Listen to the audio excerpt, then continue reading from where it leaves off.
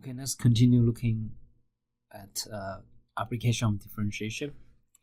In this particular section, we will learn limits at infinity. We use the limits at infinity to find the horizontal asymptote, right? Most of the time. Okay, so objectives, we will learn how to determine finite limits at infinity, and we will see how to determine the horizontal asymptotes, if any, for the graph of the function, and determine infinite limits at infinity. Okay, limits at infinity. So meaning we looking at the two typical case. First case is limit when x approaches negative infinity for function f of x, and also we look at limit when x approaches positive infinity for function f of x. So two typical limits at infinity. Okay, so let's take a look at this function f of x equals 3x squared over x squared plus 1. So this is our function,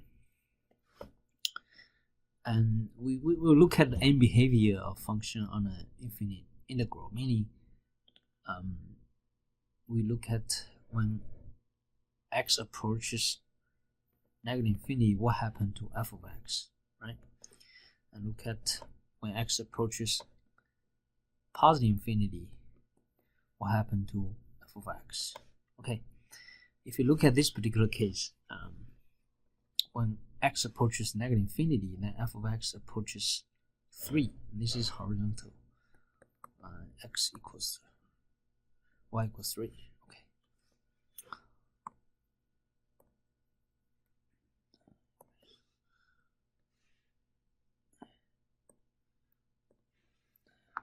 Y equals 3. So when x approaches negative infinity and then positive infinity, y value approaches 3, meaning f of x approaches 3. In this particular case, we call this horizontal asymptote. So this dashed line, we call that y equals 3, which is horizontal asymptote.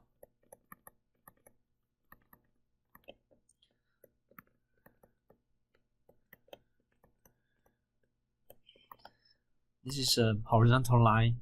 The function gets horizontal asymptote is a horizontal line. The function gets infinitely close but never touch the line, right? Never meets the line. That the function f of x gets infinitely close but never meet the line. Okay.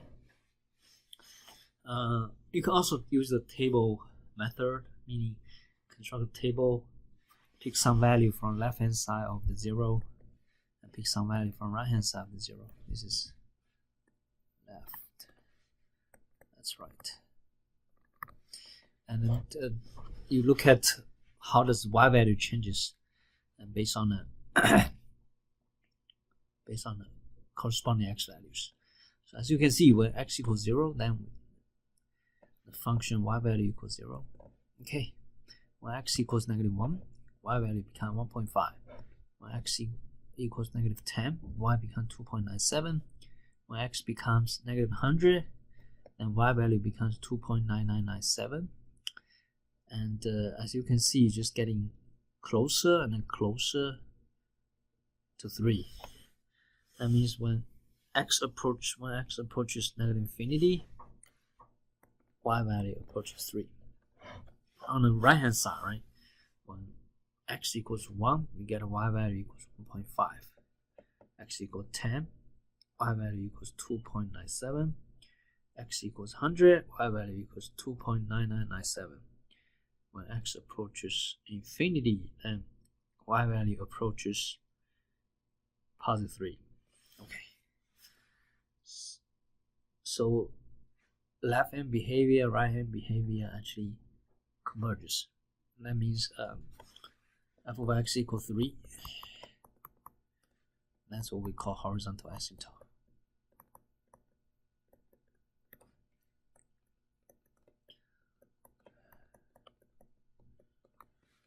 Okay.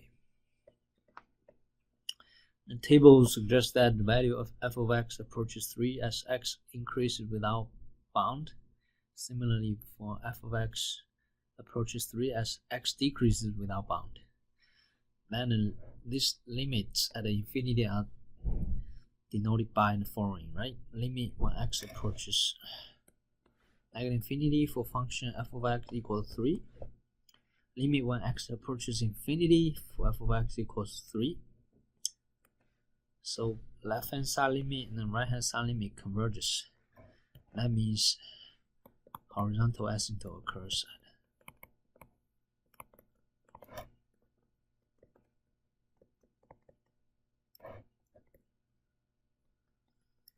at f of x equals 3. Okay, so that's basically what we find based on these limits at infinity. To say that the statement is true as x increases without bound, meaning that for some real number m, the statement is true for all x in the interval. Okay. The following definition use this concept. Definition of limits at infinity. That L be a real number. And the statement limit when x approaches positive infinity for function f of x equals L equals a constant, right? L is a constant. Means that for each epsilon is greater than 0, there exists an m, a real number m, which is greater than 0, such that absolute value of f of x minus L is less than epsilon whenever x is greater than m. And the statement limit when x approaches negative infinity for f of x equals L, meaning that for each epsilon is greater than 0, there exists an n is less than 0, the real number m, such that absolute value of f of x minus L is less than epsilon when x is less than capital letter M. So this is actually the definition of limits at infinity. Just basically telling us limit when x approaches positive infinity for function f of x equals to constant L, and limit x approaches negative infinity for function f of x also equals L, then we have horizontal asymptote. Okay. The definition of limit at infinity is shown in figure 3.34. And if you look at this graph, as you can see, right, this is our L is right here. So the graph move up and down in a particular boundary, right? Bounded by epsilon. So that's what we call the graph of f lies between the horizontal line given by y equals L plus epsilon and then y equals L minus epsilon. Then it will lead us to a definition of the horizontal asymptote. The line y equals L is called a horizontal asymptote. Right? When f approaches the line y equals L as x increases without bound.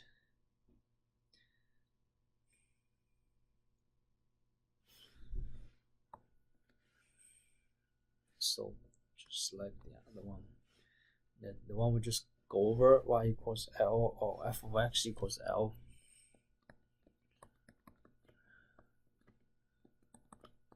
They means the same thing, right? Indicates horizontal asymptote. Definition of horizontal asymptote: the line y equals L is a horizontal asymptote of the graph of function f of x, if limit when x approaches negative infinity for function f of x equals to a constant L is constant, or limit when x approaches positive infinity for function f of x equals to L, then y equals L is a horizontal asymptote. In the example of a limit when x approaches infinity for f of x, and then limit for f of x approaches g of x when x approaches infinity both exist, then limit of when x approaches infinity for the combination of the two functions equals to limit when x approaches infinity for function f of x plus limit when x approaches infinity for g of x. So this is sum rule. We also get product rule, right? You can limit of the product equals to the limit for f of x times limit for g of x. And similarly, similar properties hold for limits at a negative infinity. Sum rule and then product rule.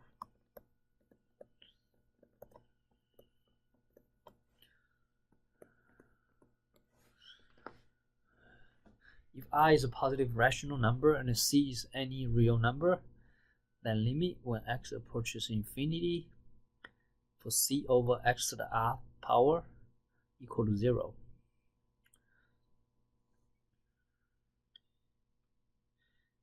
Meaning constant over infinity, c over infinity equals 0. When x approaches infinity, replace x with infinity, then you know that is c over infinity. Any number over infinity will be 0, so limit is 0.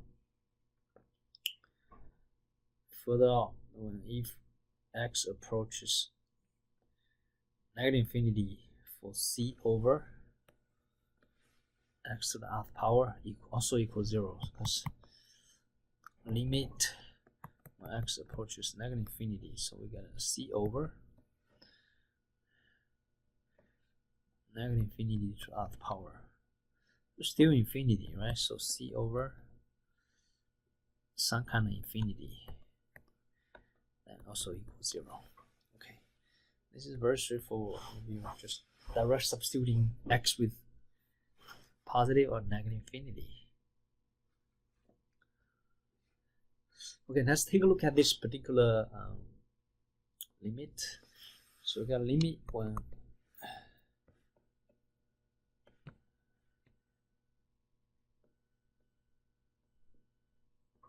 limit for when x approaches infinity for function parenthesis 5 minus 2 over x squared. So you can just use this sum rule, right? Separate them into two limits. X approaches infinity for 5 minus limit x approaches infinity for 2 over x squared.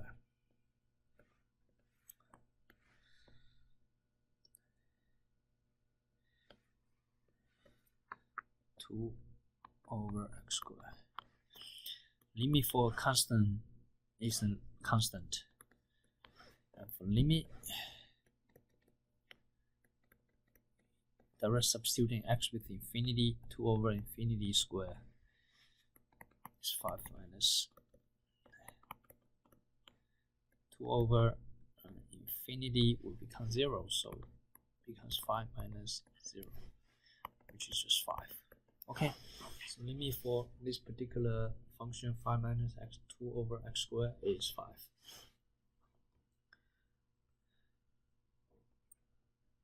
And if you look at the second question, we got limit x approaches positive infinity for 2x minus 1 over x plus 1.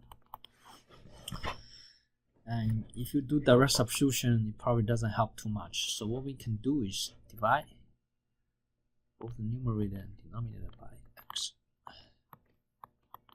Okay, I'm going to divide into both terms inside the parentheses on the numerator separately. So 2x over x becomes 2, and negative 1 over x becomes negative 1 over x. The denominator x over x becomes 1 plus 1 over x. Now we can do a direct substitution. Okay. 2, 1 over infinity, denominator 1 plus 1 over infinity. And any number divided by infinity will become 0. So on the numerator it becomes 2 minus 0. On the denominator it becomes 1 plus 0. If you look at it, it becomes limit x approaches positive infinity 2 over 1. And limit of a constant is a constant. So the answer is just 2. And the shortcut of this to solve this problem, you just, since x approaches infinity, right? So as you can see, negative 1 compared to 2x is nothing. On top, you just leave as 2x. On the bottom, again, 1 compared to x is nothing. So replace it, then you cancel x out. I'm going to limit x approaches infinity, which is just 2, right? And it becomes 2. So you take the leading term on the numerator and take the leading term on the denominator and divide it. And also we find the limit. So this is kind of a shortcut, but just requires some analysis.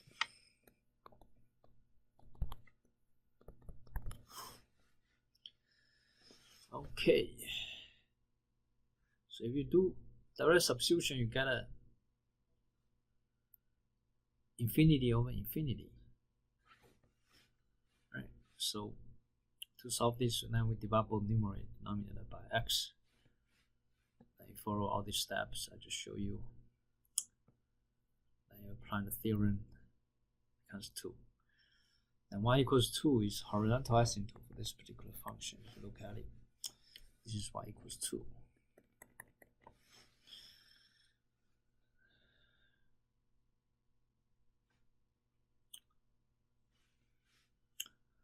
So the guideline for finding limits at the positive and negative infinity of rational functions. If the degree of the numerator is less than the degree of the denominator, then limit of the rational function is 0. It's very straightforward to demonstrate this. Let's say it could be plus minus infinity. Alright. So if you look at it, let's say numerator is x squared, denominator is x cubed. If you simplify that,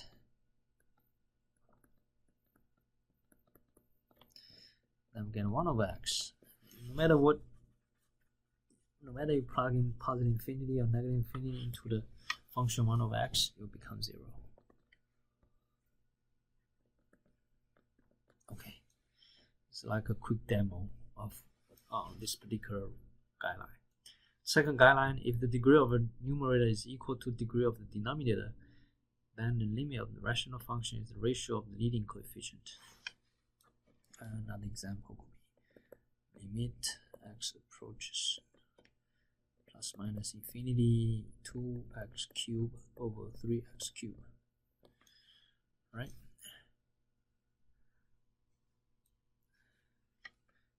Maybe plus 1, and just take get rid of the 1, because compared to infinity, 1 is nothing. So we get a limit. So 2 over 3 is the answer, right? Just cancel x cubed and then become 2/3. That's what we mean by the limit of a rational function's ratio of the leading coefficient.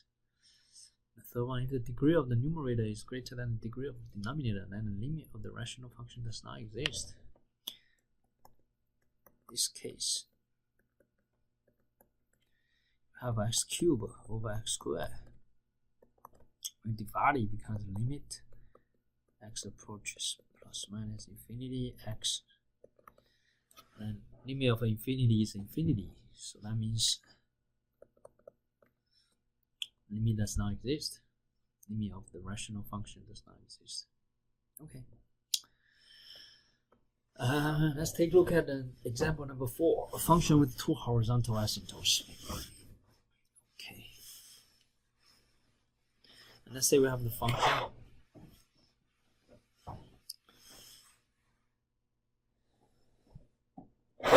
first one. It's the same function, f of x is equal to 3x minus 2 over square root 2x squared plus 1. And now we want to take a look at the horizontal asymptote, right? When x approaches positive infinity, then what we do is we divide the numerator by x. We also divide the denominator by x. And this becomes limit x approaches infinity. You divide the numerator 3, x get cancelled, minus 2 over x. So we take care of the numerator part. Denominator is going to turn into 2x squared plus 1 over square root of x squared. Right? Just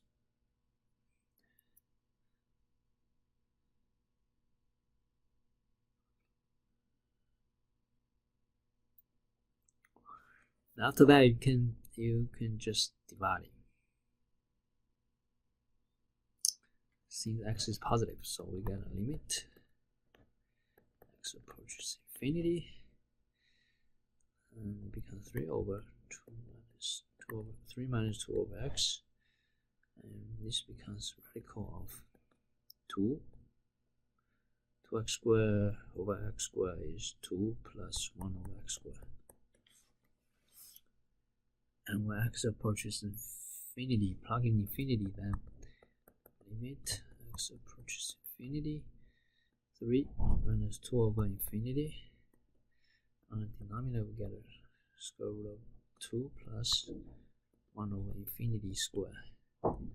It just become limit x approaches infinity, 3 over, the other one becomes 0, right?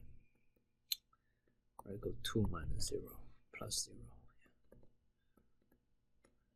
So it becomes limit x approaches infinity, 3 over radical 2. The result is 3 over radical 2. If you rationalize this, you need to multiply both top and bottom by radical 2. You get 3 radical 2 over 2. Okay.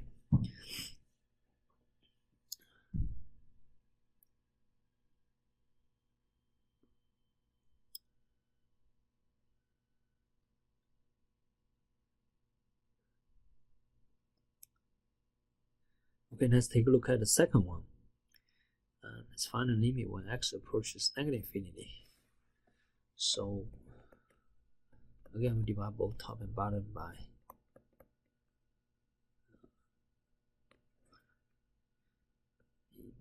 x. So 3x minus 2 divided by x. On the denominator, we do the same thing. Square root of 2x squared plus 1 divided by x. In this case, since x is negative,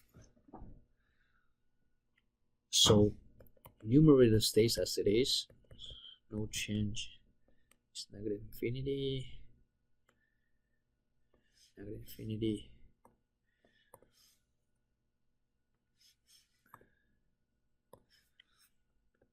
So we got 3 minus 2 over x. But on the denominator, when you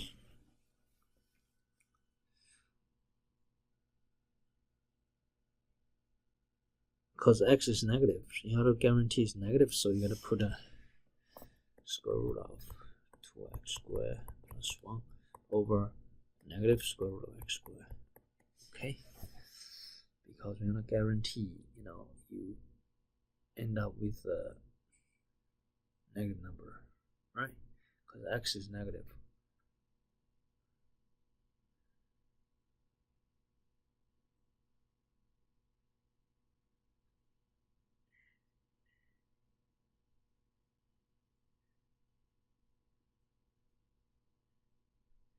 because after radical it's gonna be always gonna be positive, so that's why I put negative sign in front of it. Okay, then you divide it, you get a limit x approaches infinity. It's 3 minus 2 over x over radical of 2 negative plus 1 over x squared. Then plug in 0 and you end up with a limit. Plug in negative infinity for x, right? 3 minus 2 over negative infinity over radical 2 plus 1 over infinity square, negative infinity square. So they both become 0, so you get a limit when x approaches negative infinity 3 over negative radical 2. So become negative 3 over radical 2. And the answer is negative 3 radical 2 over 2. In this case, left hand behavior, right hand behavior ends up with the opposite result. That's when a function with 2 horizontal asymptotes. Okay, it's the detailed demonstration. Yes, and then for x less than 0, this is a tricky part, right?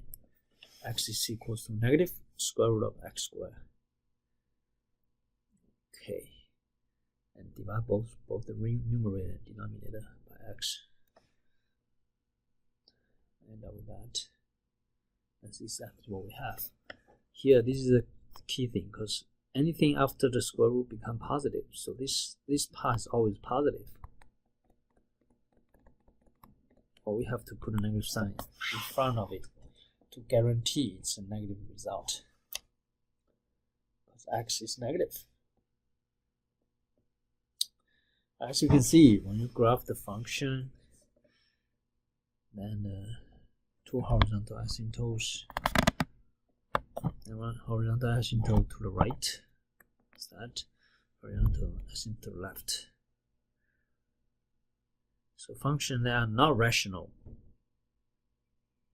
may have different right and left horizontal asymptotes. And this is like you can use it as an empirical rule. So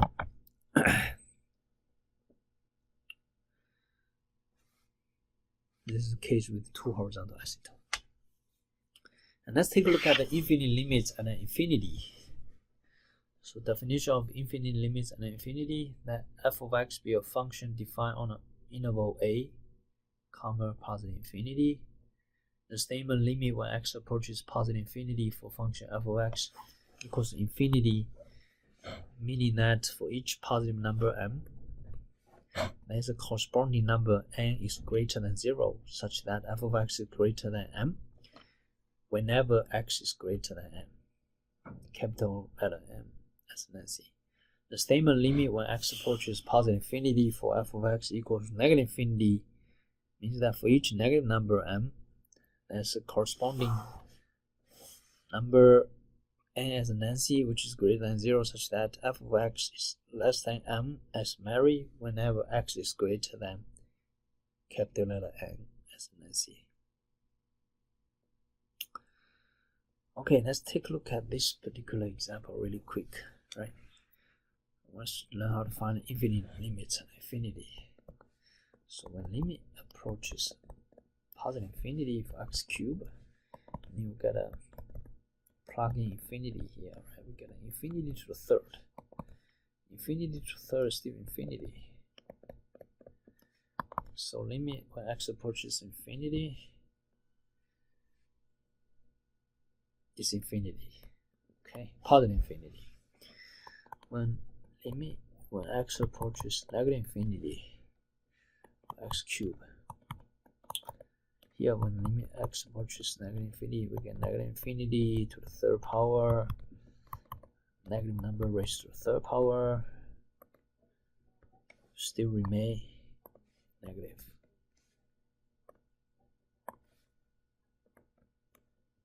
Still remain negative infinity. So negative limit of negative infinity is negative infinity.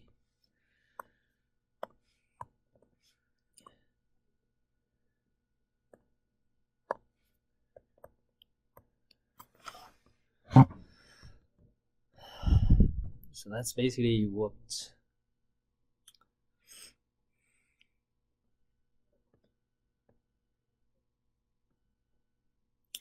graph of f of x equals s cubed. As you can see, this is the graph.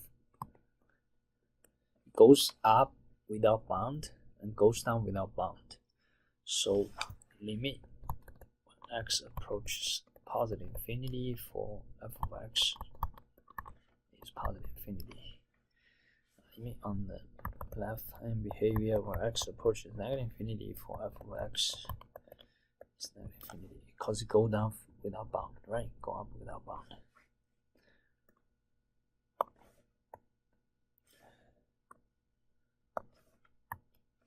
Okay.